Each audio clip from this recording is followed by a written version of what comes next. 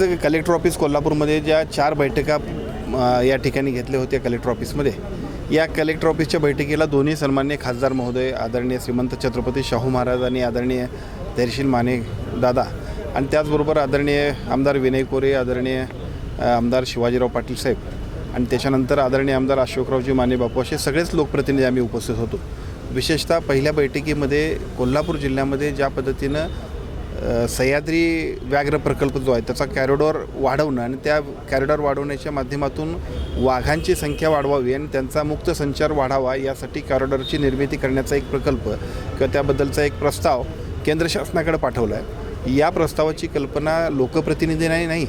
आणि तिथल्या जनतेलाही नाही। हा प्रस्ताव हा खूपच भविष्यकाळातल्या सगळ्या डेव्हलपमेंटसाठी अतिशय हानिकारक आहे। याबद्दलच्या प्रस्तावाच्यासाठी ही बैठक आयोजित केली होती। आजच्या बैठकीमध्ये सर्व लोकप्रतिनिधींनी एकमुखानं सांगितलं की या प्रस्तावाला आमचा विरोध राहील आणि कुठल्याही परिस्थितीमध्ये पब्लिक हिअरिंग घेतल्याशिवाय अशा पद्धतीचा कुठलाही प्रस्ताव त्यांनी सादर करू नये, अन्यथा सर्व लोकांच्या आणि नागरिकांच्या रोषाला त्याला सामोरं जावं लागेल आणि त्याबद्दलचं एकमत करून प्रोसिडिंग करून केंद्र शासनाच्या सर्व संबंधित यंत्रणेला आणि त्या विभागाला आणि त्याचबरोबर राज्य शासनाचे मुख्यमंत्री असतील, वनमंत्र्यांच्याकडे सुद्धा आजच्या बैठकीची प्रोसिडिंग देऊन कोणत्याही परिस्थितीमध्ये सह्याद्री व्याघ्र प्रकल्पाचा जो काही कॉरिडॉर असेल तो वाढवण्यामध्ये सर्व नागरिकांचा विरोध लक्षात घेऊन त्यांचं पब्लिक हिअरिंग घेतल्याशिवाय हा प्रस्ताव सादर करू नये अशा पद्धतीच्या सूचना दिल्या।